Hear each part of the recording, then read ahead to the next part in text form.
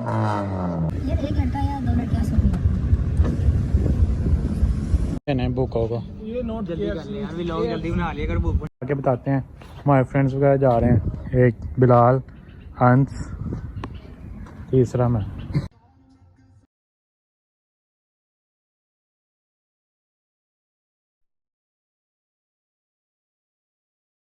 देख सकते हैं पेपर हो गया अभी और लोगों के मुंह काफी, इसका तो खैर अच्छा नहीं हुआ, मेरा अच्छा हो गया था। हाँ बहुत अच्छा है, अद्धा तो मेरे को देख के कीता, पहला क्वेश्चन ही नहीं पास एक सवाल, अभी मैं यूनिवर्सिटी से निकला हूँ प्रेजेंटेशन देके। चल टुवर्ड्स टू मरी, गुड टू गो। रिबॉन पे जा रहे हैं। ये पीछे इंसान बहुत ही अच्छा घटिया लग रहा है। और हमने पॉकेट्स खोल रखी हैं, आपको बता रिबॉन जा रहे बंदर के लिए, नथिया के लिए, जहाँ पे शेर होते हैं, सॉरी बंदर होते हैं।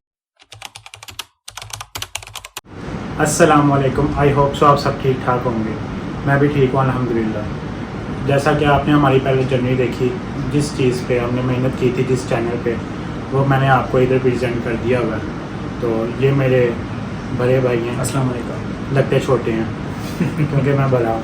तो मैंने इनको काफ़ी कन्वेंस किया है क्योंकि बिकॉज ये कैमरा शाय हैं, तो इनको मैंने कन्वेंस किया कि मेरे साथ व्लॉगिंग में आएँ ताकि मेरी सपोर्ट बने ये, और हम दोनों भाई इस चीज़ को लेके चलें। क्योंकि लाइफ में कुछ इश्यूज़ होते हैं, उससे निकलना ज़रूरी होता है।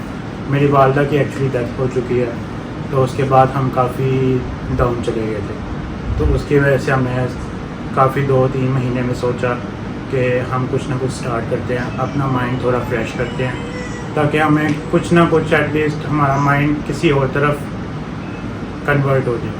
तो बाकी मेरे भाई बताएंगे आपको।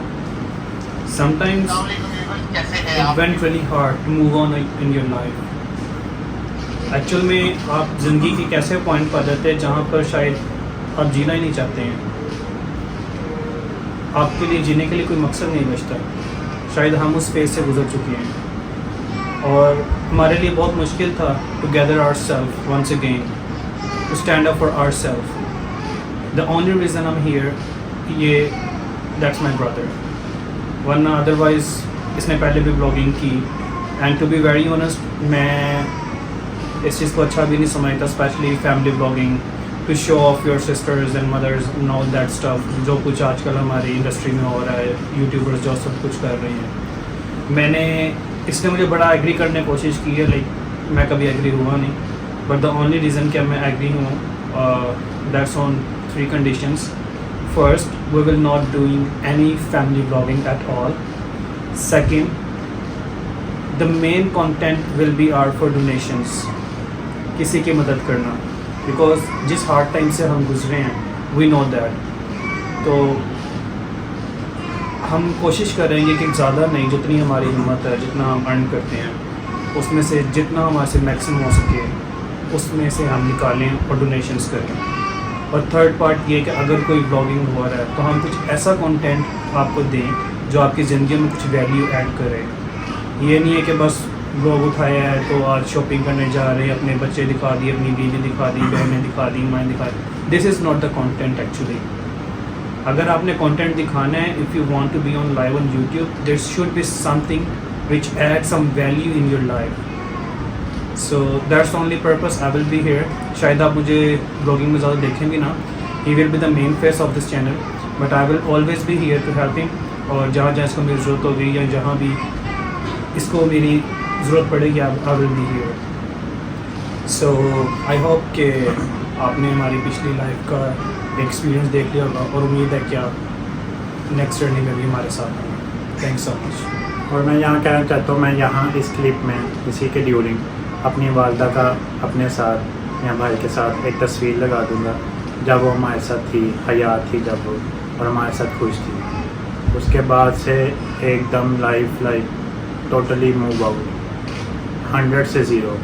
ऐसा मेरा लाइफ स्टाइल, इवन अगर मैं अपने पे बात करूँ, मेरा ऐसा लाइफ स्टाइल चेंज हुआ है कि मैं इन सब चीज़ों से ना दूर आ गया। जैसा आपने पहले मेरी जर्नी देखी होगी कि मैं कितना खुश रहता था, हंसता था, गाड़ियों के कंटेंट बनाता था, इवन डैट खाने के कंटेंट बनाता था अपने दोस्तों के साथ हल्ला गुल्ला। सिर्फ क्या, मेरी माँ घर ज़िंदा होती थी। कैंसर की वजह से मेरी मम्मा फौत हो गई है, 2-3 महीना हो गया इस चीज़ को। तो So I just want to add one more thing to everyone out there who's watching us. Give your best time to your mothers and your parents, because शायद ऐसा लगेगा कि आप कुछ ज़्यादा बोले, लेकिन इंसान को तब तक कदर नहीं आती जब तक इंसान अपनी सबसे खूबसूरत और सबसे प्यारी चीज़ इस दुनिया से खो नहीं देता. And I have no words to explain that feeling कि जब आप उस इंसान को खोते जो आपकी ज़िंदगी में आपकी सपोर्ट था. शायद मैं ज़िंदगी में जो भी शायद अपनी माँ की वजह से बना, और अब शायद अपने हार्ट फेस में भी शायद इसलिए कि शायद वो जो मेरे पीछे बैठ के मेरी दुआएं करती थी शायद वो मेरे पीछे नहीं है. बट स्टिल मैं यहाँ हूँ अपने भाई के साथ, जैसे मेरी माँ ने कहा था हमेशा अपने भाई का साथ देना. शायद हम वो सब कुछ तो नहीं कर पाए जो हमने सोचा था, शायद वो वक्त नहीं दे पाए जो मेरी माँ चाहती थी. हर इंसान को बहुत से रिग्रेट्स रह जाते हैं. तो अगर आपकी माँ ज़िंदा है, आप शुक्र अदा करें और कोशिश करें कि ज़्यादा से ज़्यादा वक्त अपने पेरेंट्स को दें. रोज़ ना सही, हफ्ते में एक दिन साथ बैठें, खाना खाएं, एक दूसरे से बात करें. आई नो हर बंदा अपने पेरेंट्स से प्यार करता है, लेकिन कुछ लोग मेरे जैसे भी होते हैं जिनको एक्सप्रेस नहीं करना आता कि वो अपने वालिदैन से कितना प्यार करते हैं. उनके पास वर्ड्स नहीं होते हैं. वो डीप इनसाइड मोहब्बत तो बहुत करते हैं, लाइक सब कुछ कर रहे होते हैं, एफर्ट कर रहे होते हैं, उनके लिए चीज़ें प्रोवाइड कर रहे होते हैं, लेकिन वो कभी लफ्ज़ों में बता नहीं सकते. कोशिश करें आप बताएं, ताकि वो सब अपनी ज़िंदगी में सुन लें, जो कि बाद में जाके शायद सुन ना सकें. क्योंकि हम काफ़ी इन चीज़ों से दूर हो गए हैं. हम अगर अपने फादर को या मदर को आई लव यू कह दें तो हम काफ़ी अंदर से काफ़ी सोचते हैं कि हम कैसे कहें. लेकिन मेरे अकॉर्डिंगली हमें कहना चाहिए, उनसे इजहार मोहब्बत करना चाहिए ताकि उनको खुशी फील हो. बस यहीं तक. That's all for our introduction. I hope you will see more content and a valuable content and some good donations on this channel, inshallah. See you guys. Allah Hafiz. अल्लाह हाफिज़.